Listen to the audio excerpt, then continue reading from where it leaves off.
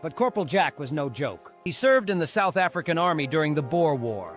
Not as a mascot, as a soldier. He marched in formation, saluted officers, and when gunfire broke out, he built his own shelter to survive. No one taught him. He just knew. Jack operated railway signals. He spotted enemies before humans did, and he never missed a shift. One day in battle, he was shot in the leg.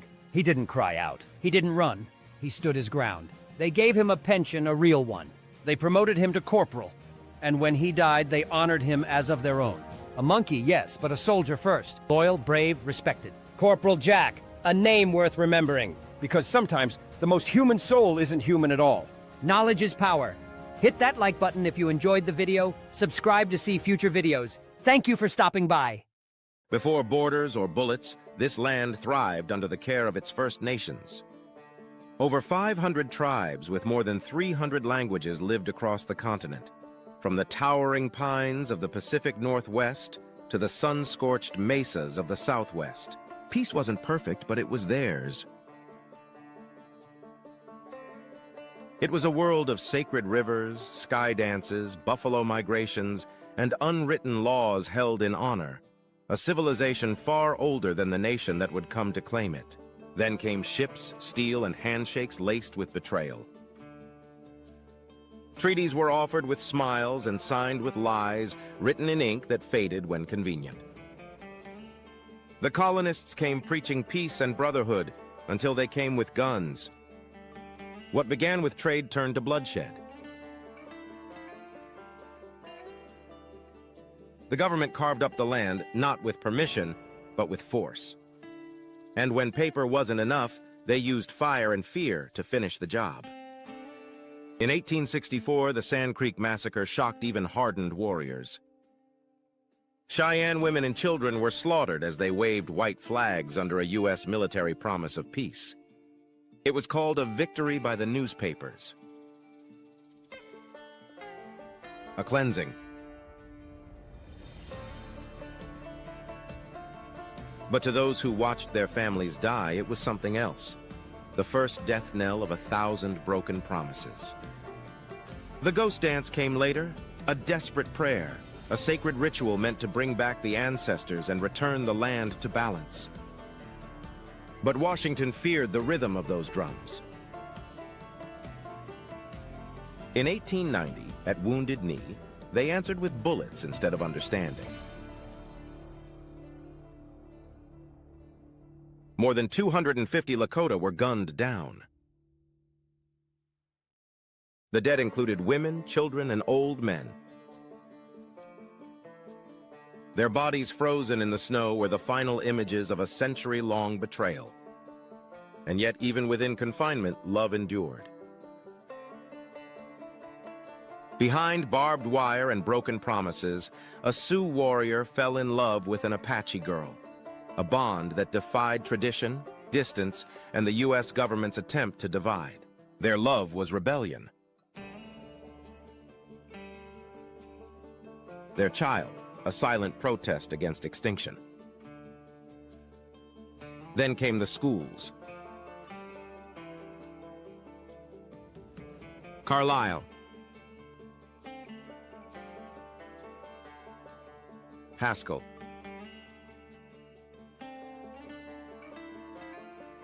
Calaco.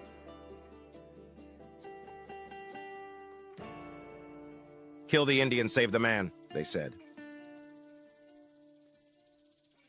Generations of native children were stripped of their names, their languages, their hair, and their souls. What genocide could not finish, forced assimilation tried to erase. These schools were not places of learning. They were graveyards for identity. Still, the warrior spirit refused to die. In 1876, Sitting Bull and Crazy Horse led the Lakota and Cheyenne to victory at the Battle of Little Bighorn. General Custer fell, along with his arrogance. It was not just a battle. It was the last thunderclap of resistance in a storm that had raged for centuries. The government never forgave the tribes for winning that day. The history books rarely remember it. And what of the women? Buffalo Calf Road Woman, who knocked Custer from his horse. Lozen, who rode with her brother Victorio and could predict the enemy's movements in dreams. Pine Leaf, a warrior who refused to marry, leading men into battle and earning more than 20 warriors' feathers. These were not women behind men, they were the thunder before the storm. From sea to stolen sea, tribal lands vanished on paper. Signatures forced by starvation, deceit, and the barrel of a gun erased over 86 million acres. Maps were redrawn, rivers renamed, cultures pushed underground. But they were never gone. They are still here. Still dancing, still speaking their tongues. Still passing on songs, stories, and scars. They are not relics. They are not folklore. They are not history. They are the heartbeat of this land. Subscribe to our channel for more truth.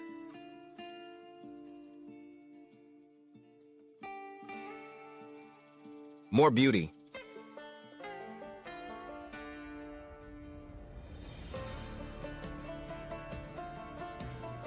More history they tried to bury.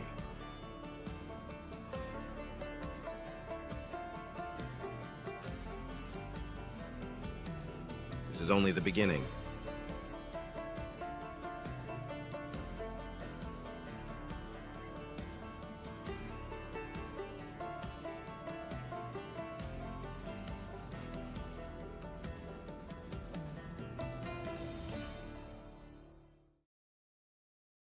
The city was called Stalingrad, and in 1942 it became the bloodiest battleground in human history. Temperatures dropped below freezing. Ammunition ran low. Bodies froze in place, rifles still in hand, but neither side would surrender. Germany had launched Operation Barbarossa the year before, tearing through the Soviet Union with blitzkrieg force. Now Hitler wanted to break Soviet morale by taking Stalin's namesake city. What he didn't expect was the Soviet will to survive. The city turned into a maze of rubble and fire. Every block, every stairwell became its own war. Soviet snipers hid in shadows. German tanks rolled over corpses. Civilians starved while artillery rained from the skies. Fighting moved underground. Sewers, basements, tunnels. Soldiers were told, "There is no land beyond the Volga." Then winter arrived. German supply lines froze. Rations vanished. The Soviet counterattack, Operation Uranus, surrounded the Sixth Army. The encirclement was total. Over 250,000 Axis troops trapped inside a city of ice and death. Hitler demanded they hold the city. Paulus, the German commander, obeyed. But no food came, no escape, only frostbite and despair. By February 1943, the surrender began. Over 90,000 German soldiers marched into Soviet captivity. Fewer than 6,000 would ever return home. Stalingrad wasn't just a turning point. It was a symbol of Soviet resilience, of German overreach, of how far men will go when told to fight for everything. Nearly 2 million were killed, wounded, or captured in this single battle. And yet, in that frozen hell, the human spirit endured. Stalingrad was reduced to ashes, but from it, history shifted. A reminder, victory isn't always glory. Sometimes, it's survival. Thank you for watching the video to the end. If you enjoyed it, hit that like button. If you would like to see future videos, hit that subscribe button. Thank you so much for stopping by. In a world where global powers rise and fall, one nation continues to cast a shadow across land, sea, air, space, and beyond. The United States of America commands the single most powerful military force the world has ever seen. In 2024, America's defense budget reached $997 billion. That's more than the combined military spending of China, Russia, India, Saudi Arabia, the UK, Germany, France, Japan, and South Korea combined. Nearly 40% of the entire planet's military budget belongs to the United States. This isn't just national defense, it's global dominance. Across the globe, the U.S. operates more than 750 military bases in over 80 countries. From Germany to Japan, from Guam to Djibouti, American boots, aircraft, and missile systems are already in place. These aren't symbolic outposts. These are real command centers, launch pads, hangars, war-ready installations capable of rapid response, surveillance, or full-scale conflict at a moment's notice. At sea, the U.S. Navy is unmatched. 11 nuclear-powered aircraft carriers serve as floating fortresses, each carrying up to 80 aircraft. No other nation has more than 2. Alongside them sail 9 amphibious assault ships, 92 guided missile destroyers, and a submarine fleet that can disappear beneath the ocean's surface and reappear anywhere in the world. In the skies, America rules with over 13,000 military aircraft. That includes over 1,800 fighter jets and more than 700 aerial tankers, giving U.S. forces the power to strike, refuel, and continue missions long after others would need to retreat. The F-22 Raptor and F-35 Lightning II don't just dominate the air, they render enemy radar systems nearly useless. On land, the scale is equally overwhelming: 4,640 tanks, over 1,800 pieces of towed artillery, hundreds of rocket launcher systems, and more than 390,000 ground vehicles that range from armored troop carriers to advanced mobile command stations. Behind this machinery stands an army of over 1.3 million active duty personnel. Add another 800,000 in reserves. That's over 2 million trained warriors at the ready. Each soldier, sailor, airman, and marine is backed by the most sophisticated logistics network ever created, with weapons, gear, drones, satellites, fuel, and rations moving with machine-like precision across continents. And this isn't just about tanks and jets. The U.S. is investing heavily in future warfare, in space, cyberspace, and artificial intelligence. The newly activated U.S. Space Force monitors threats in orbit. Billions are being poured into space-based missile defense, satellite jamming technology, and next-generation communication networks. Cyber Command, operating in digital shadows, defends against intrusions and launches its own attacks, with tools as devastating as any missile. In comparison, China spends around $296 billion on its military. Russia? Just over $100 billion. And their global presence? A fraction of the reach America commands. Let's talk bullets. The U.S. produces and maintains over 2 billion rounds of small arms ammunition annually. Over 90,000 jet engines are in active service or reserve. Tens of thousands of drones patrol the skies. Surveillance drones, combat drones, reconnaissance systems, each with lethal efficiency. Then there's nuclear. The U.S. has around 5,244 nuclear warheads. Submarines, bombers, and intercontinental ballistic missiles stand ready with second strike capability, a deterrent so powerful it has defined global politics for generations. And when war breaks out, the U.S. can respond with overwhelming force in under 72 hours, anywhere on Earth. Aircraft carriers deploy, submarines vanish, drones launch, cyber teams activate. A global response unfolds like clockwork. This isn't just military strength, it's engineered supremacy, a layered defense, a global strike force, a machine built for any war, anywhere, anytime. And it's not slowing down. With new generations of hypersonic missiles, AI-driven battle systems, and robotic armor already in development, America's war machine is evolving. From deep ocean trenches to orbital space, from deserts to city streets, the reach is total. The message is clear. No nation can match it. No alliance can outspend it. And no threat can be ignored by it. This is the true scale of American military power. A force without equal. A reach without borders. A future defined by dominance. If this opened your eyes, subscribe to our channel for more epic breakdowns of the powers shaping our world. And hit the bell, because what comes next, you won't want to miss. Space, vast, silent, a canvas of darkness sprinkled with glittering stars. It appears serene, peaceful, but this tranquility hides a universe of unimaginable violence. Cosmic battles rage unseen and unheard by us. Black holes collide, stars explode, and galaxies tear themselves apart. These are the stories of the universe's grandest battles, where the stakes are existence itself. Imagine two objects so dense their gravity traps even light itself. These are black holes, the universe's ultimate devourers. When they collide, it's a cataclysm unlike any other. Space and time warp and distort. Immense energy, equivalent to countless exploding stars, is unleashed in an instant. Ripples in the fabric of space-time called gravitational waves spread out from the collision like ripples on a pond.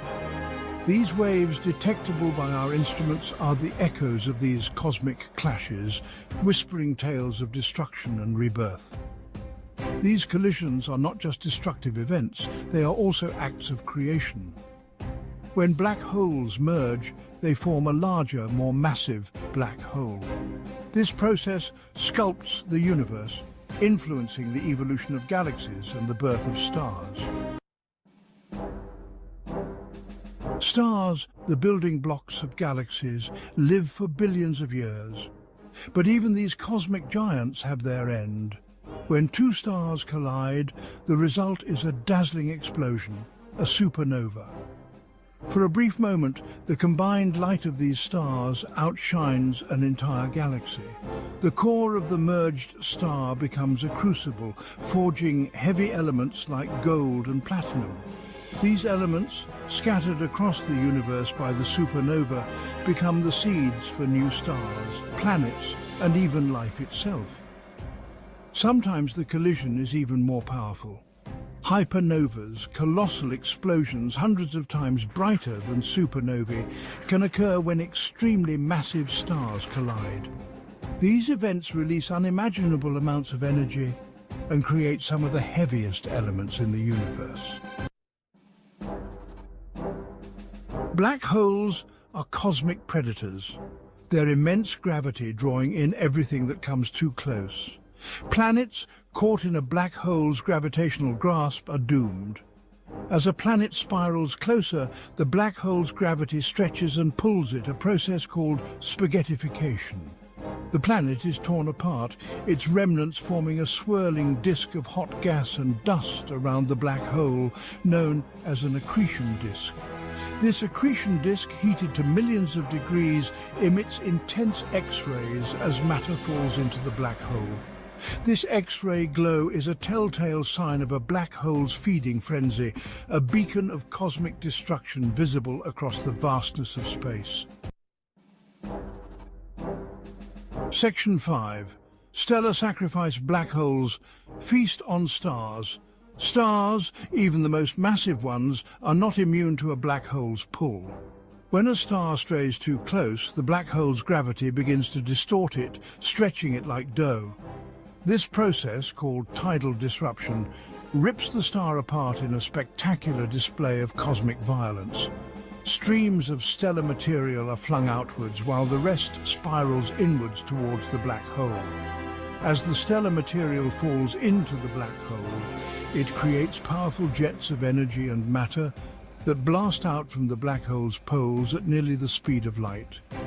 These jets, visible across vast cosmic distances, are a testament to the black hole's insatiable appetite and the immense power unleashed when a star meets its end in the grip of darkness. Section 6. Our galaxy's fate? A chilling possibility. The Milky Way, our home galaxy, harbours a supermassive black hole at its centre, a gravitational giant millions of times more massive than our Sun. While it currently lies dormant, its presence is a stark reminder of the immense forces at play in the universe. What would happen if our solar system were to drift too close to this cosmic predator? The consequences would be catastrophic. Planets would be flung out of their orbits, stars would be ripped apart, and the very fabric of our galaxy would be irrevocably altered. It's a chilling thought, a reminder of the fragility of our existence in the face of the universe's awesome power. Section 7. From Destruction, Life, the Cosmic Cycle. These cosmic events, as destructive as they seem, are essential for our existence. The heavy elements forged in the hearts of dying stars, the remnants of planets devoured by black holes, all contribute to the cosmic cycle of death and rebirth. Without these violent events, the universe would be a very different place, devoid of the complexity and beauty we see around us. The atoms in our bodies, the iron in our blood, the calcium in our bones were all created in these cosmic furnaces. We are, in a very real sense, children of the stars, born from the ashes of these ancient cosmic battles. Section 8, the universe, a grand battlefield of creation. The universe is not a static, unchanging place. It is a dynamic, evolving entity shaped by forces of unimaginable power. Cosmic collisions, far from being rare occurrences, are fundamental to this evolution. They are the engines of creation, driving the formation of galaxies, stars, and planets. These events, though sometimes destructive, are ultimately responsible for the beauty and complexity we see in the cosmos. They remind us that the universe is a place of constant change, where destruction and creation are inextricably linked. Section 9. Our place in the cosmic arena. As we gaze up at the night sky, we are witnessing the aftermath of these cosmic battles. The constellations we see, the planets in our solar system, even our own existence, are all products of these grand events. We are part of this cosmic story, a story written in the language of exploding stars, colliding black holes, and the echoes of gravitational waves. These events, both terrifying and beautiful, remind us of our place in the universe. They humble us, inspire us, and drive us to understand the cosmos and our place within it. The universe is a vast and mysterious place, full of wonder and danger, and we are fortunate to be witnesses to its grand drama. Please like, subscribe, and leave a feedback comment. Thank you all for stopping by the channel today. They appear in every corner of the world, from China to Scandinavia, from the jungles of Mesoamerica to the sands of ancient Mesopotamia. Cultures that never met, separated by oceans and centuries, all told tales of massive reptilian beasts. Sometimes with wings, sometimes with fire, sometimes as gods, sometimes as monsters. The dragon is the only mythical creature that exists universally across human civilization. And that fact alone makes it more than just a myth. It makes it a global memory. The earliest records of dragons come from Mesopotamia, over 5,000 years ago. In Babylonian myth, Tiamat was a primordial chaos serpent, a monstrous dragon goddess of salt water, whose body was split in half to create the heavens and the earth. These weren't fairy tales. They were sacred origin stories, told by some of the world's first literate societies. In Egypt, long serpents protected the underworld, while in ancient India, the Naga were powerful serpent beings, half human, half divine, who lived in underground kingdoms and influenced weather and fertility. Even in early Hebrew texts, the sea beast Leviathan is a dragon of terrifying scale and strength. To the ancient world, dragons weren't fictional. They were cosmic forces. Across the ocean in China, dragons took on a very different shape. Long-bodied and snake-like, the Chinese dragon was not a destroyer, but a bringer of rain, a symbol of imperial power and wisdom. It had no wings but could fly. It breathed no fire but commanded the skies. Emperors claimed descent from dragons. Even today, the dragon remains a symbol of strength and fortune in Chinese culture. In Japan, Korea, and Southeast Asia, similar dragons appeared. Celestial, revered, sometimes even worshipped. These dragons were not enemies, they were ancestors. In the West, the story took a darker turn. Norse mythology told of Jormungandr, the world serpent so large it encircled the entire earth, destined to poison the skies during the end of days. In Germanic tales, there was Fafnir, a man-turned-dragon, consumed by greed and slain by a hero. By the Middle Ages, dragons in Europe were evil incarnate. They hoarded gold, destroyed villages, and were almost always killed by a righteous knight. The most famous of these was St. George, the dragon slayer whose story became propaganda for Christian heroism against pagan chaos. In nearly every Western story, the dragon is something to be conquered. It represents chaos, darkness, or the devil himself. But there's something strange about all of this. If dragons were only myths, why did so many ancient cultures invent the same creature? Why were their features, wings, scales, breath of fire, serpentine bodies, so consistent? Some historians suggest ancient people unearthed massive bones from long-extinct animals. Dinosaur fossils, mammoth skulls, and even whale bones may have sparked imaginations and inspired legends.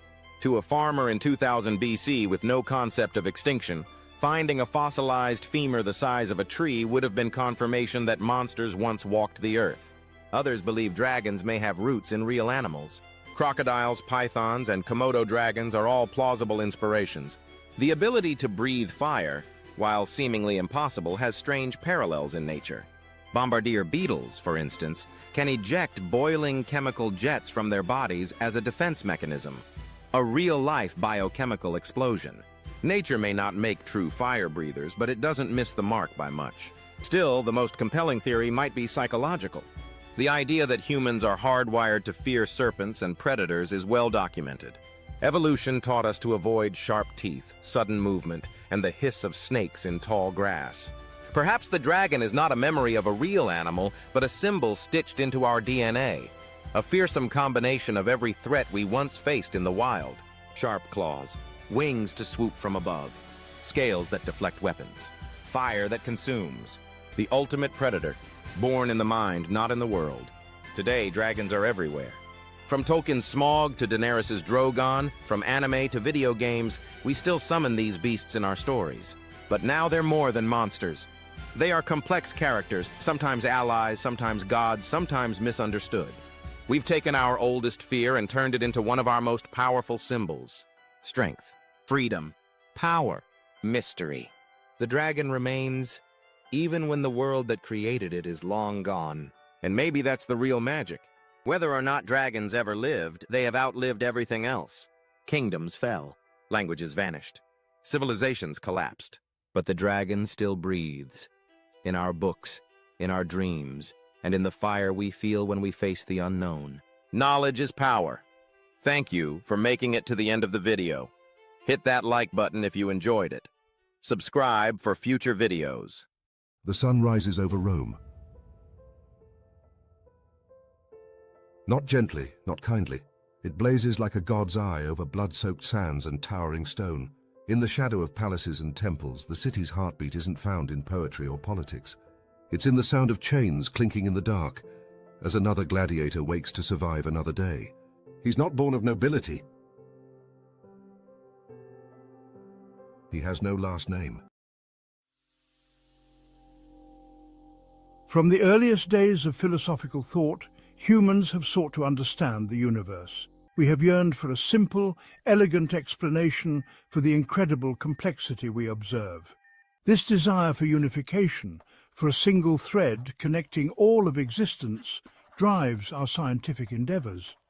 It's what compels us to search for patterns in the chaos. Throughout history, we've made incredible strides. Newton gave us a framework to understand the motion of planets. Maxwell unified electricity and magnetism. These were triumphs of the human spirit, demonstrating the power of our curiosity and intellect. Yet, the ultimate goal, a single theory explaining all the forces of the universe, remains elusive. This is the grand challenge, the holy grail of physics, to find the theory of everything.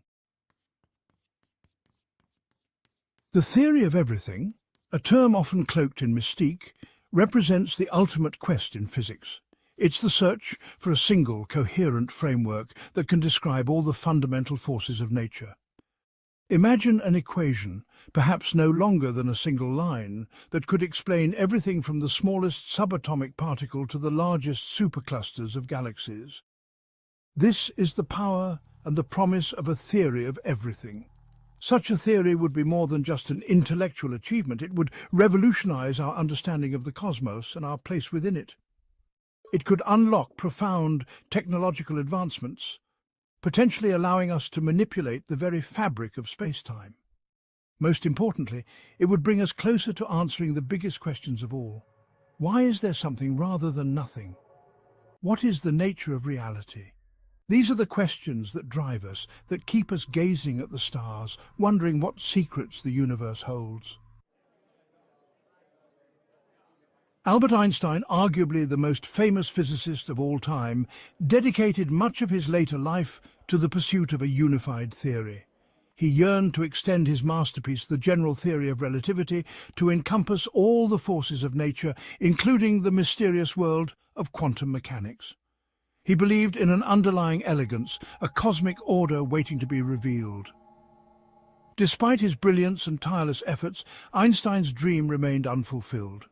He was ultimately unable to reconcile his elegant theory of gravity with the probabilistic nature of the quantum world. The mathematics simply wouldn't cooperate. His quest highlighted the immense difficulty of the task, the sheer complexity of the universe we inhabit. Yet Einstein's struggle continues to inspire physicists today, reminding us that even the most brilliant minds grapple with the universe's deepest secrets. Section 4. The Clash of Titans, Relativity versus Quantum Mechanics. The 20th century witnessed two revolutionary pillars of modern physics: Einstein's theory of general relativity and quantum mechanics. Relativity beautifully describes the universe on the largest scales, explaining the behavior of stars, galaxies, and the very fabric of space-time. Quantum mechanics, on the other hand, governs the realm of the very small, the bizarre world of atoms and subatomic particles. Herein lies the central conflict. These two incredibly successful theories, each describing a different aspect of the universe, seem fundamentally incompatible. Relativity is deterministic and smooth, while quantum mechanics is probabilistic and inherently uncertain. This clash of titans, this fundamental incompatibility, lies at the heart of the search for a theory of everything. It's a profound puzzle, a challenge that has captivated physicists for generations. Section 5. String theory, music from tiny strings. Out of the intellectual ferment of this clash, a new contender emerged: string theory. It's a radical idea, proposing that the fundamental building blocks of the universe are not point-like particles. In the spring of 1453, the greatest city in the world prepared to die. Constantinople, once the heart of the Roman Empire, now stood as a shining relic, surrounded by towering walls and fading prayers. Inside its churches, the faithful begged for salvation. Outside, the most powerful army the East had ever seen gathered under black banners and crescent moons. Sultan Mehmed II, barely 21, had come to carve his name into history, with gunpowder, steel, and blood. For centuries, the city had stood like a beacon, its golden domes and stone ramparts a symbol of civilization itself. Now it faced its final siege. But behind those walls, not all hearts beat in unison. The Byzantine court was fractured, broken by fear and whispers of betrayal. Among them was Helena Palaiologina, the emperor's niece, a diplomat, a poet, and secretly a spy. Helena had begun corresponding with a mysterious figure from the Ottoman side, Iskandar al-Rumi, an elite commander raised in both Greek and Turkish lands. What started as messages of diplomacy turned into something dangerous. They wrote of peace, and then of dreams, and then of each other. She saw a soldier who wanted more than conquest. He saw a woman willing to risk everything for something greater than either empire. The walls of Constantinople were ancient, but the weapons that faced them were not. Mehmed brought monstrous cannons, built by a Hungarian engineer, capable of smashing through stone once thought invincible. Day and night, the thunder echoed, and each morning, the defenders climbed bloodied ramparts to repel the next wave. Among them stood Giovanni Giustiniani, a famed Genoese mercenary commander hired to lead the defense. His armor gleamed, his tactics were ruthless, and his loyalty was for sale. Beside him fought his second-in-command, Alessandro Vero, a cold-eyed strategist with ambitions of his own. He watched Helena closely, not for protection, but for power. He had once loved her. Now he watched her drift toward Iskandar.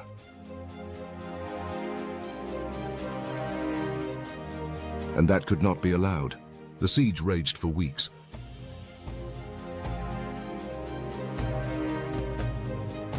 Ottoman ships, once blocked by chains across the harbor, were hauled over land and launched behind enemy lines.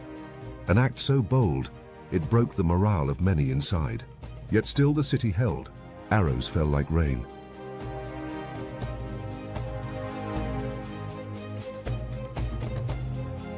Flames rose from towers. The cry of Allahu Akbar clashed with the pealing of Orthodox bells. Each night, Helena and Iskandar met in secret, their words exchanged by hidden riders or whispered across the shattered outer walls. Their love grew in the shadows of war, forbidden and fleeting, and above them Alessandro plotted. On May 28th, with rations gone and morale crumbling, Emperor Constantine prepared for the final assault. He walked the streets in disguise that night, blessing his soldiers and weeping with his people. Some say he knew he would die. Others believe he hoped for a miracle. That same night, Helena vanished. Some believed she fled. Others claimed betrayal. In truth, Alessandro had followed her.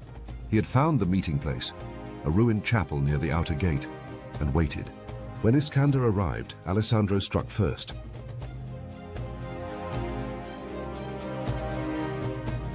Steel met steel. Helena screamed. They fought in silence as the stars burned overhead. Alessandro's blade cut deep, not into Iskander, but into Helena, shielding the man she now loved. Iskander roared, disarmed him, and nearly killed him, but couldn't. He fled into the night, carrying Helena's bleeding body in his arms. At dawn, Mehmed launched his final assault. The walls collapsed under cannon fire and sheer numbers. Giustiniani was wounded and abandoned the field, his men fleeing behind him. Emperor Constantine charged into the breach with sword in hand and was never seen again. The city fell. Churches were looted. The great Hagia Sophia turned into a mosque. Blood ran through the streets where prayers had once echoed. Helena died that morning in a hidden room beneath the palace. Iskander never found her again. Some say he buried her secretly in the Garden of Emperors. Others believe he fled the city forever, broken and dishonored. Alessandro was captured by the Ottomans. Rather than kill him, Mehmed spared his life, impressed by his cunning. But Alessandro lived with a scar on his cheek and a wound in his soul. Sultan Mehmed II rode through the city that day in silence. He ordered his men to stop the destruction. He walked alone through the Hagia Sophia, now echoing with chants in a new tongue. And there, beneath its dome, he whispered a verse from the Quran about the rise and fall of empires. The fall of Constantinople ended the last true chapter of the Roman Empire. It reshaped the world, cutting Europe off from the East, sparking exploration and changing religion, politics, and power forever. But it was also a story of two hearts that met on opposite sides of a war and burned with a love the world was never meant to witness.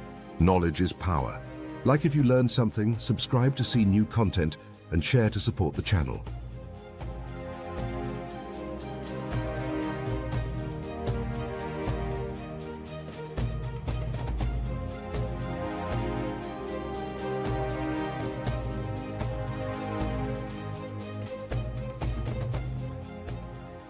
In the final days of World War II, as the world burned and then began to rebuild, one man remained hidden in the shadows of the Philippine jungle, a soldier who refused to surrender because They called themselves Spartans, the perfect warriors.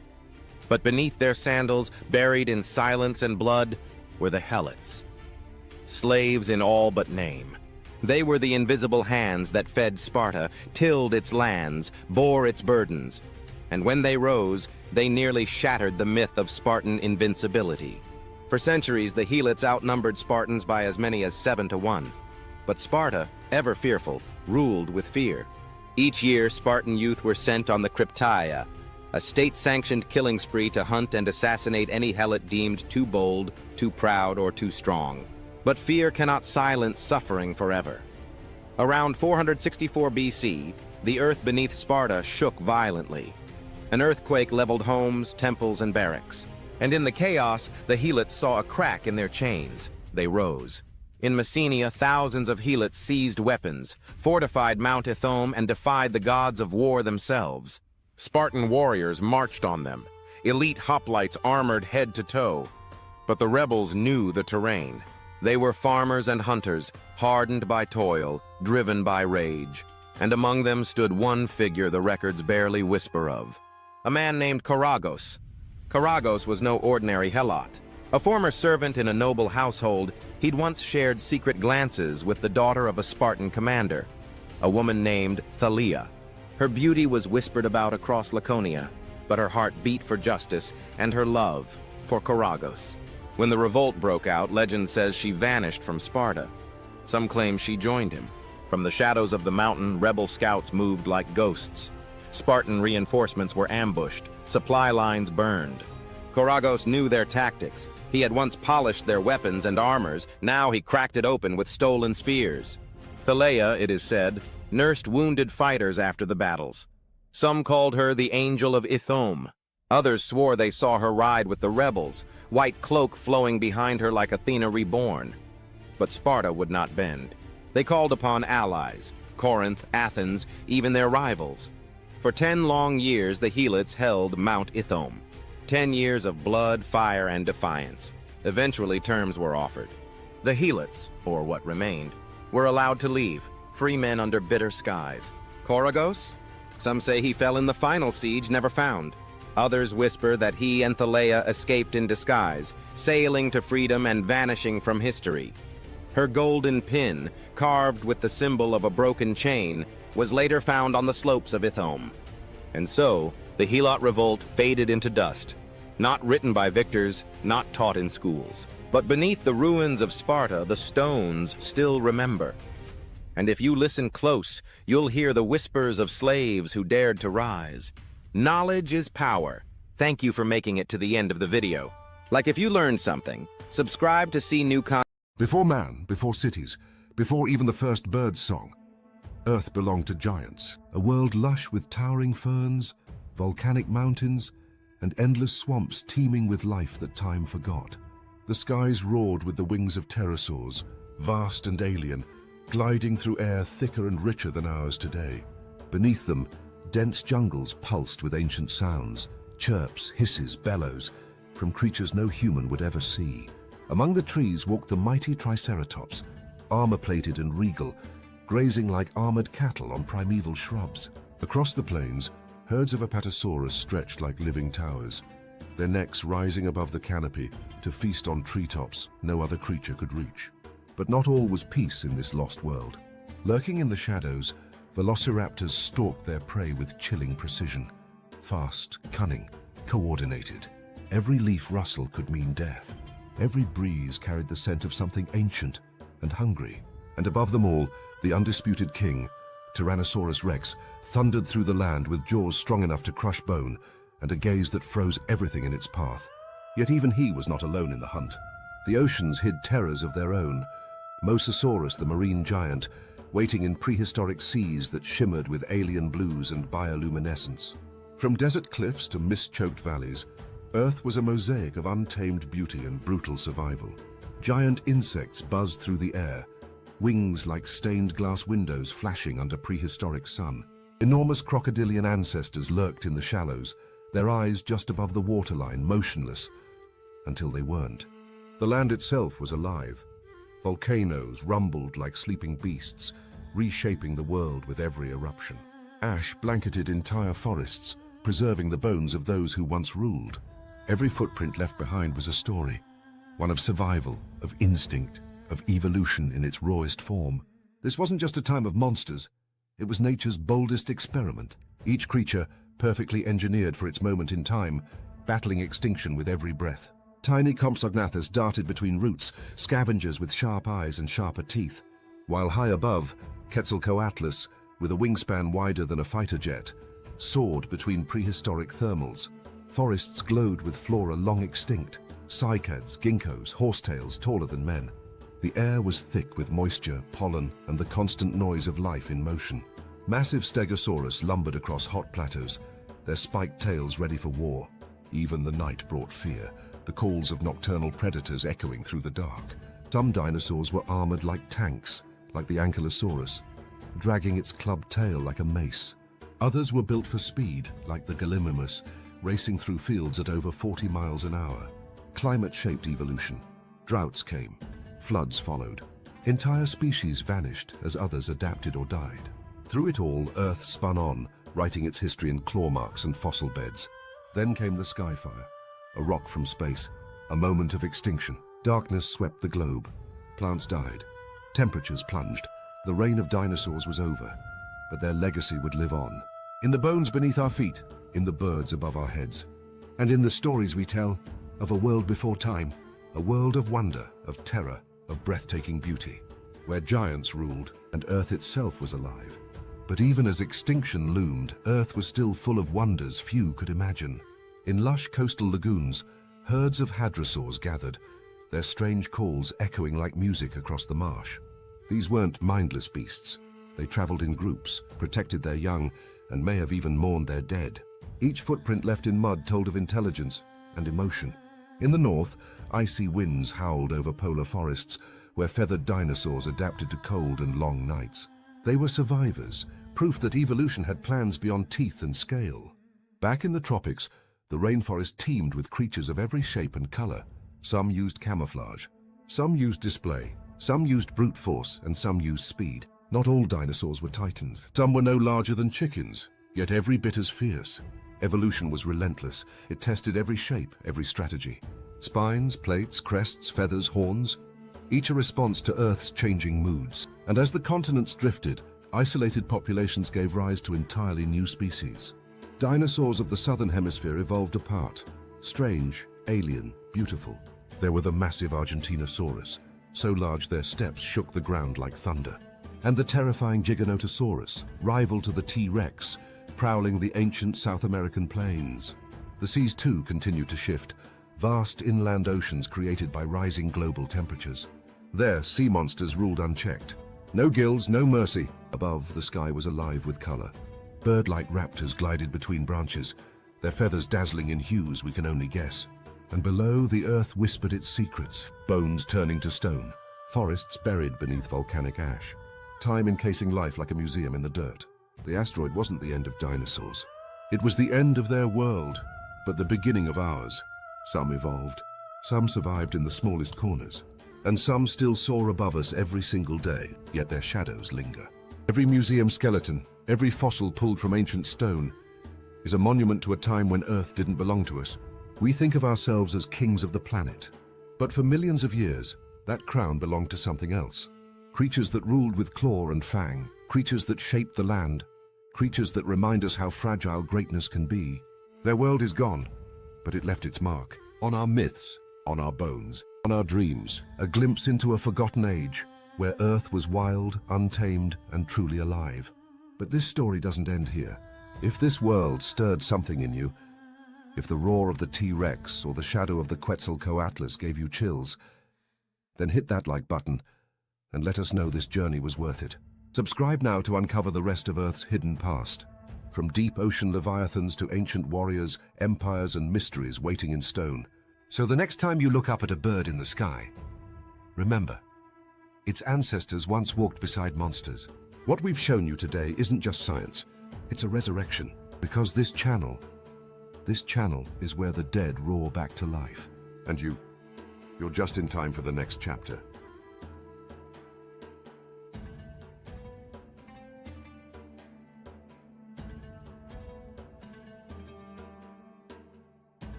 Before humans, before cities, before history itself, the Earth belonged to monsters, and we call them dinosaurs.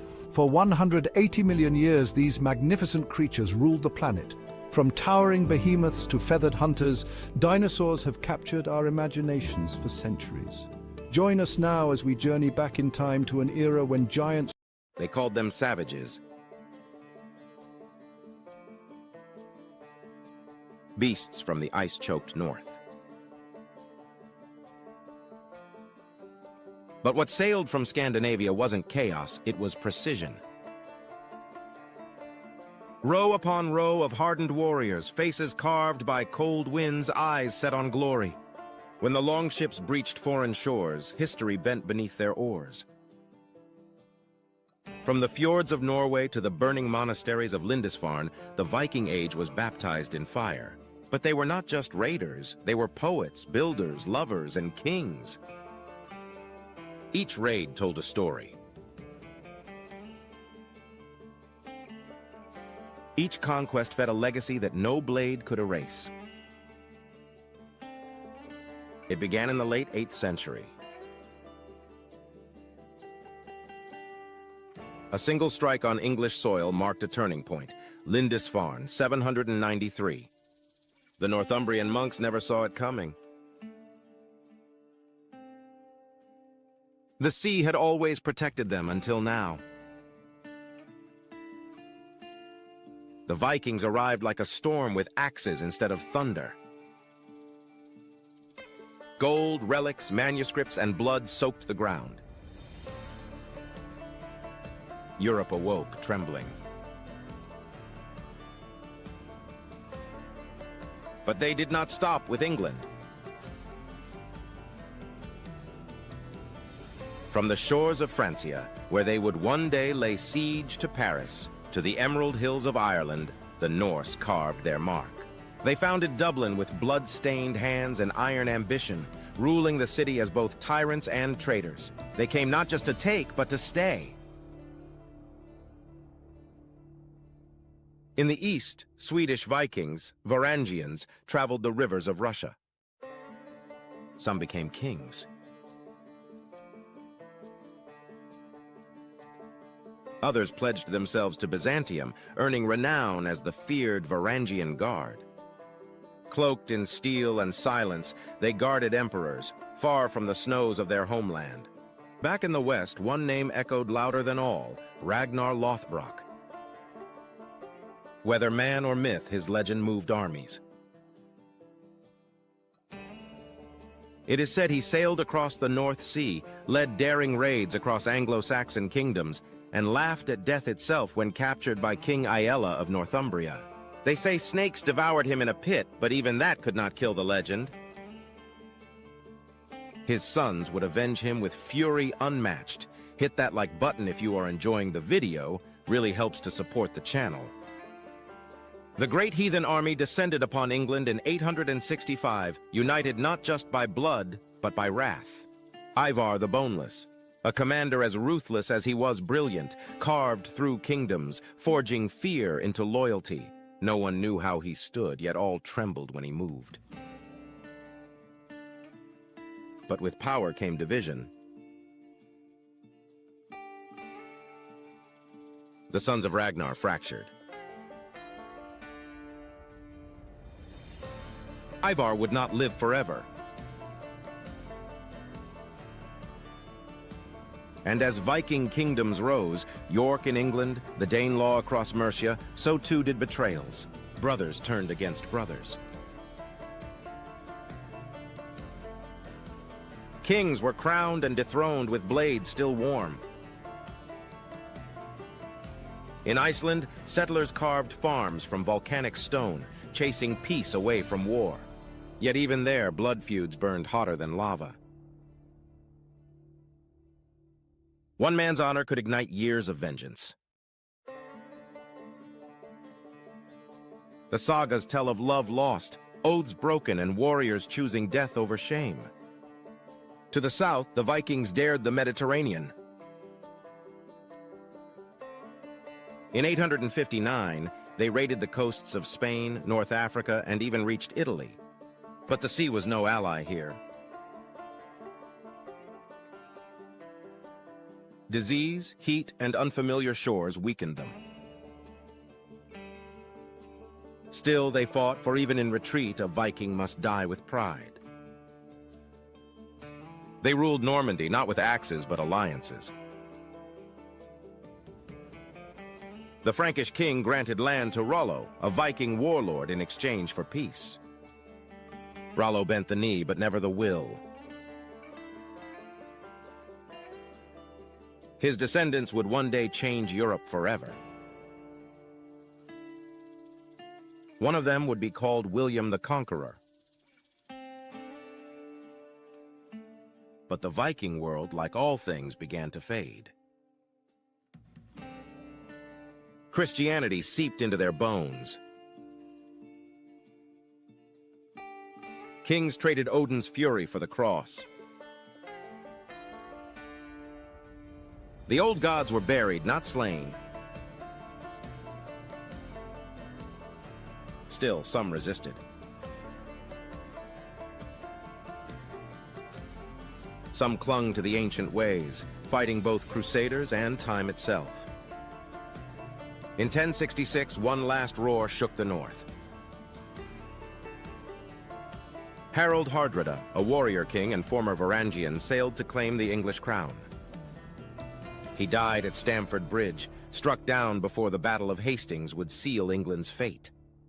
With his fall, the Viking Age ended, not in surrender, but in a final glorious stand.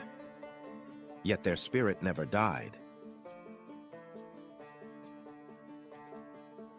Their ships still haunt history's shores. Their names echo in our bloodlines. Their tales wrapped in ice and fire are told again and again. Not as villains.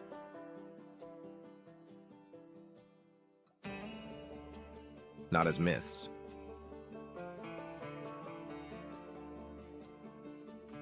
But as men who dared to shape the world with nothing but iron and will.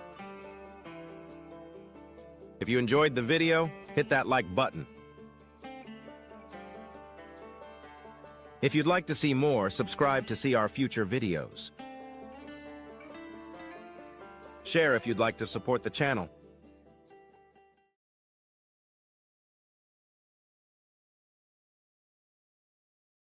Space isn't just vast, it's art on a cosmic scale.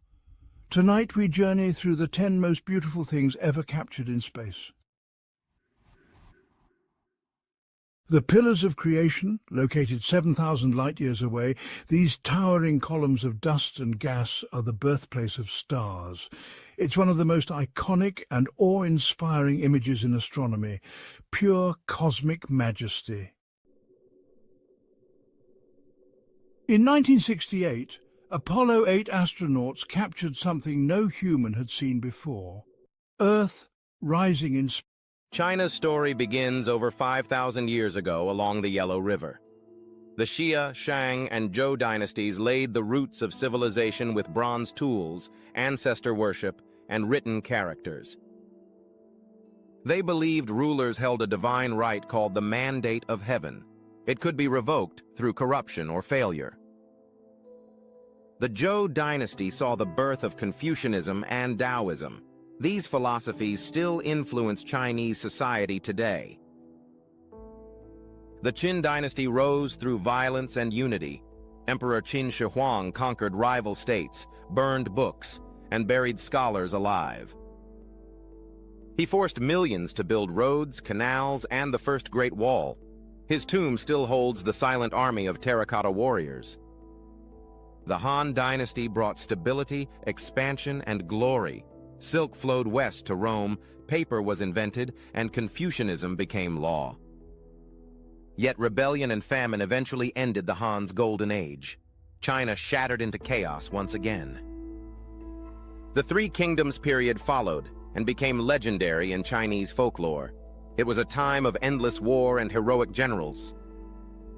The Tang dynasty became a cultural superpower. Poetry and cosmopolitanism thrived as China reached new heights.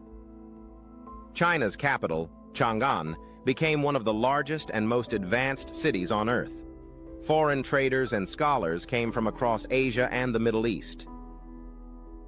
The Song dynasty followed with inventions like gunpowder and printing presses. They created the first government-issued paper money in history. Their navy was advanced and powerful, but political weakness invited invasion.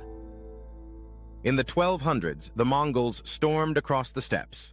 Genghis Khan's grandson, Kublai Khan, conquered China and founded the Yuan dynasty. Trade expanded across Asia and Europe, but Mongol rule brought heavy taxes and deep resentment. The Ming dynasty rose in rebellion and restored Chinese rule. They rebuilt the Great Wall and sent Admiral Zheng He's fleets across the oceans.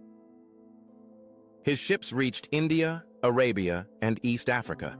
They were larger than any European fleet at the time. Then they turned inward out of fear of foreign influence. Isolation and corruption weakened the state from within. The Qing dynasty emerged from Manchuria and conquered Beijing. They expanded China to its greatest size, including Tibet, Xinjiang, Mongolia, and Taiwan. The empire ruled over many ethnic groups. Han Chinese, Manchus, Mongols, Tibetans, and Muslims all lived under Qing control. By the 1800s, the empire stagnated. The West forced China open through war and opium. The Opium Wars with Britain shattered Chinese sovereignty. Western powers carved spheres of influence and took Hong Kong. Millions became addicted to British opium. The Chinese emperor's pleas were ignored. The Qing tried to reform but failed. The Boxer Rebellion was crushed by foreign armies. In 1911, revolution ended 2,000 years of imperial rule. The Republic of China was declared under Sun Yat-sen. But democracy collapsed into warlord chaos. Out of this storm emerged the nationalists and the communists. Japan invaded China in the 1930s. The Nanjing Massacre left hundreds of thousands dead. Civilians were slaughtered and women were raped. Entire districts were destroyed. Nationalists and communists briefly united to fight Japan, but once the war ended, civil war resumed. In 1949, Mao Zedong's communists seized Beijing. Chiang Kai-shek and the nationalists fled to Taiwan. Two Chinas were born. Both claimed to be the real government. Mao launched the Great Leap Forward to modernize agriculture and industry. Instead, it caused the deadliest famine in human history. Up to 45 million people starved to death. Some villages turned to cannibalism in desperation. To tighten control, Mao unleashed the Cultural Revolution. Red Guards destroyed temples and turned children against teachers and parents. Universities closed for years. Ancient knowledge was lost or rewritten. Mao died in 1976, and Deng Xiaoping took power. He opened the economy while keeping the Communist Party in control. Factories boomed and poverty dropped. China's coastal cities became engines of growth. But political freedom never arrived. The party's grip remained firm. In 1989, students filled Tiananmen Square demanding democracy. For days, they protested peacefully beneath a statue of the goddess of democracy. Then the tanks came. Soldiers opened fire on the crowds. The true death toll is unknown. One man stood before a tank and became a symbol around the world. Inside China, the massacre is erased. Searching Tiananmen or Tank Man is blocked. China's digital firewall bans Google, YouTube, Facebook, and Twitter. The state monitors every post and every phone. Millions use government-run apps that track movement and conversations.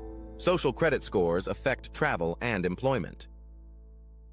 Meanwhile, Taiwan flourished into a thriving democracy. It holds elections, issues passports, and controls its own military. China still claims Taiwan as a breakaway province. It vows to retake the island by force if necessary. In the South China Sea, China built military bases on artificial islands. It claimed almost the entire region using the 9-dash line. International courts ruled the claim invalid. China refused to back down. Its ships confront Vietnamese and Filipino vessels regularly. Tensions with the United States continue to rise. In Xinjiang, over 1 million Uyghur Muslims have been detained. Reports describe forced labor, brainwashing, and sterilization. Mosques have been demolished. Children are separated from families and sent to state-run boarding schools. The government calls it counterterrorism. Critics call it cultural genocide. Tibet remains under tight control. The Dalai Lama lives in exile and protests are brutally crushed. Religious practices are tightly monitored. Foreign journalists are rarely allowed in. In Hong Kong, protests erupted in 2019 against a new extradition law. China responded with mass arrests and national security crackdowns. Pro-democracy activists have been silenced or exiled.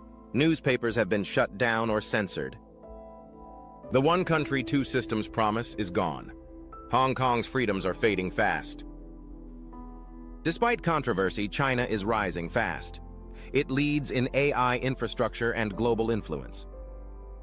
The Belt and Road Initiative builds railways, ports, and highways around the world.